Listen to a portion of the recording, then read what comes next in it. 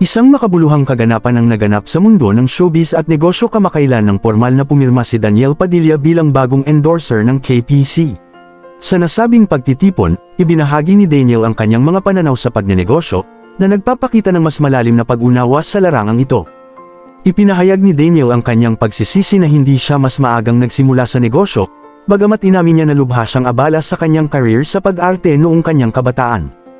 Aniya, ang pagpasok niya sa business ventures tulad ng Barbero Brews, ay bunga ng kanyang pagmamahal sa paglikha at koneksyon sa sining. Para sa kanya, ang negosyo ay isang mahalagang karanasan sa pagkatuto, at binigyang diin niya ang kahalagahan ng pagkakaroon ng mentor o gabay, lalo na upang maiwasan ang pag-aksaya ng kapital. Hindi lang sa pag-endorso nakatutok ang KPC, ibinahagi ni Sir Kelvin, kinatawan ng KPC, na layunin din ng kanilang kumpanya ang pagbabahagi ng kaalaman. Aniya, malaki ang kanilang puhunan sa pag-aaral mula sa prestihiyosong institusyon tulad ng Harvard University para sa marketing at operations, at nais nilang ibahagi ang karunungang ito sa mga Filipino entrepreneur. Samantala, nagpahayag din ng pasasalamat si Daniel sa panibagong internasyonal na parangal na kanyang natanggap, na iniuugnay niya sa suporta ng kanyang mga tagahanga. Bukod dito, tinalakay rin niya ang pagpasok ng kanyang kapatid sa show business. Sa kabila ng kanyang pagiging proud, nagbigay siya ng payo sa kanyang kapatid na hindi magiging madali ang industriya at kailangan nitong maging buo ang loob at kilalanin ang sarili, dahil marami ang susubok na magdikta kung sino siya.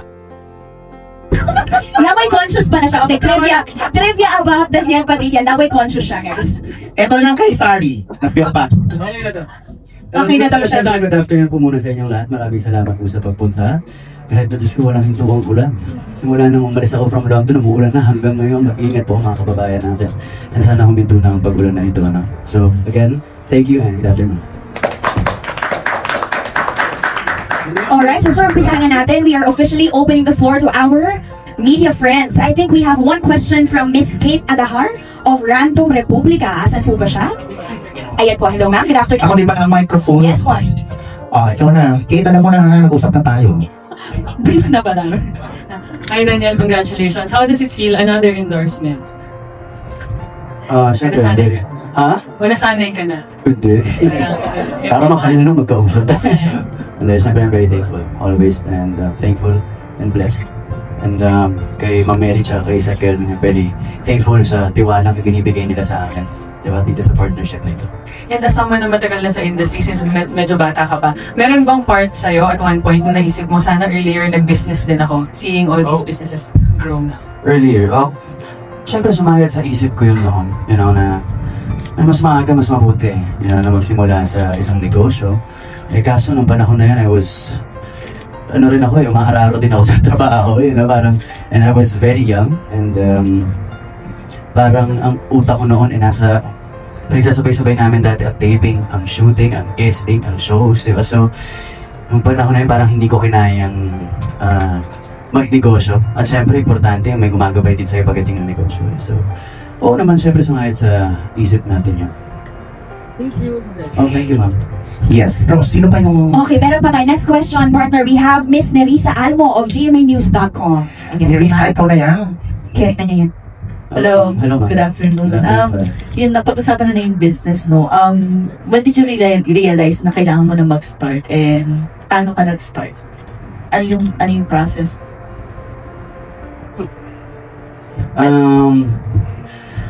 Siguro, nagsimula akong magnegosyo.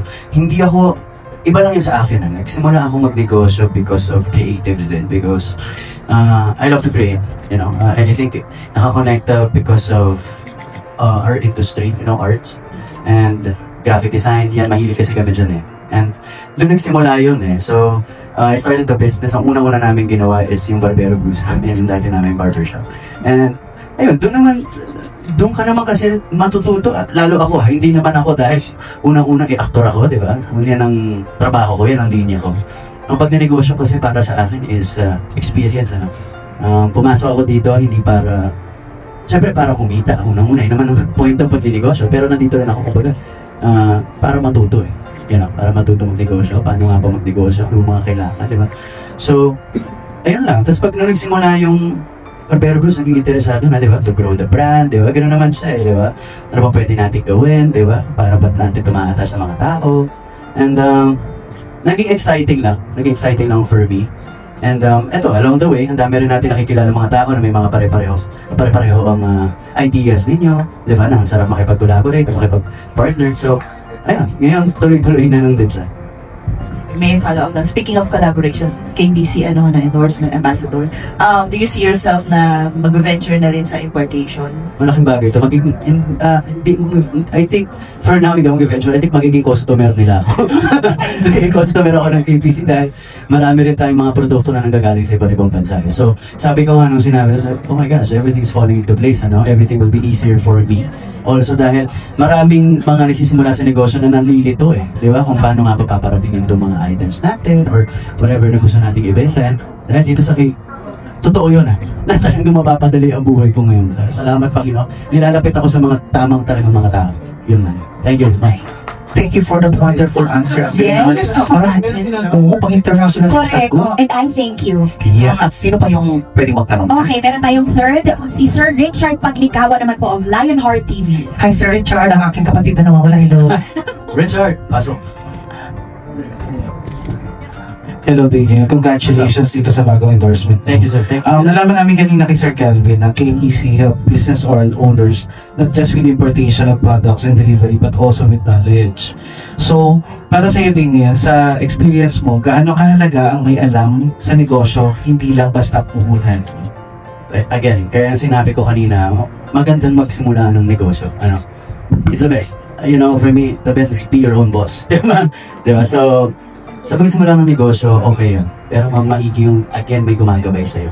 Dahil kung may puhunan ka lang, yun siya mahirap, dahil sa panahon ngayon, hindi madaling kumita ng pera. At ayaw nating masayang yung puhunan natin, So, mas mabuti na meron tayong mentor, o, yun nga, again, gumagabay sa atin pagdating sa negosyo. Thank you, DJ. Thank you, sir. Grabe yung maturity level ni Daniel. Parang doon ako nakalbo from 2009 until 2025, that was 16 years ago nung unang salta niya sa showbiz with the Luz, of course. Eto pa, hindi ko napapakalimutan ito, pangatlo yata sa pinaka-early bird catches the word, si Sir Bobby Regentina of Manila Bulletin. Ikaw na ba ito? Magandang hapon po. Kay Sir Kelvin, Miss Mary muna. 5 years in business, congratulations dahil ang tagal na rin nun, na-establish na rin talaga yung negosyo din. How would you describe yung business status niyo po ngayon? Successful na ba? May mga inaayos pa? Or may mga unang pa na dapat gusto niyo ma-achieve sa negosyo na ito? Ano pa po bang, how would you describe po? There's so Bigyan lang, Mike. Magkano doon sa kanya? There's so much room for learning. Each and every day, kailangan natin dapat laging may natututunan. So, we've been in the industry for like a decade now. So, KPC is one of our first businesses that we currently handle. And continuously, I and Kelvin still learning. Not only here in the Philippines, but also abroad. So, if you guys know, we are also investing in knowledge, specifically in Harvard University. In US, specifics for marketing, for operations, to streamline all the processes that we have. Kasi as we all know, business industry talagang nagbabago at nagbabago. So, we really have to adapt. And learning from other countries, learning from abroad, talagang dun kayo mas madaming matututunan. And we are very blessed that we become a way for all the Filipino people and entrepreneurs na nakakapagdala ng knowledge from abroad dito sa Philippines. Thank you. Sir Kelvin. Ako, to add lang, siguro since kami mahilig kami mag-aral, actually yung mga executives din namin, pinupush din namin sila na mag-enroll sila sa mga iba't ibang sikat na schools nito like AIM or sa Harvard yung mga online courses. And I think kasi for the business talaga na mag-sustain, kailangan talaga hindi lang yung owners yung kasama mo, yung mga people behind that kasi sila rin yung yung isa sa pinakamalaking factor why naging successful yung negosyo. Congratulations. Hey, Mr. Daniel lang po. Daniel, congratulations sa Seoul. So, how does it feel na another international award? Oh yeah, thank you. Thank you very much, sir. I'm just doing my job, and when I do my job, I give 100% all the time. Ang pinaka-gusto kong pasalamatan, syempre, are the fans. Diba sila ang naglagay sa akin sa posisyon na yan, kaya buong puso ako nagpapasalamat sa kanila. Yun lang, sir. And the last question, Daniel, kapapasok lang sa sorry, mo. to represent the Philippines, Again, ayoko na, okay na ako. Okay, kapapasok lang sa showbiz na kapatid mo, na sister mo, no? So, ano ba to? Like, mahaba ang usapan ba yun? Or anong Nako, in-advise mo sa kanya sa pagpasok sa showbiz? Ay, no. Well, gusto niya talaga. Gusto niya talaga. I just gave her the guidelines. You know, it's not gonna be easy. The showbiz life is not easy. Sabi ko lang sa kanya, pumasok ka din ang buo ka na. Buo kang puso mo. Kilala mo ang sarili mo. Diba? Kasi maraming magtitigta sa'yo kung sino ka. So, yun lang eh. Swerte sa nandito ako para bantayan ang likod niya. You know? And marami pang kailangan patunayan ng kapatid ko, but I'm very proud of her. Na nandyan na siya, na magsisimula na siya. And I'm just happy that she's really passionate. Diba? Sa gusto niyang gawin. And I'm sure, she'll make me proud. Hindi naman stage brother lang ano mo, update mo. We'll see. I don't know yet. Tignan natin. Hindi pa nagsisimula eh. Okay, congratulations po. But I'll be very protective. Yeah. Salamat po, T. Thank you, sir. Alright, and we have another question. Ito naman ay galing from PEP and Marites University's Miss Rose Garcia. Matatawa sila sa Marites. But anyway, ayan. Nakakatakot yung university mo naman.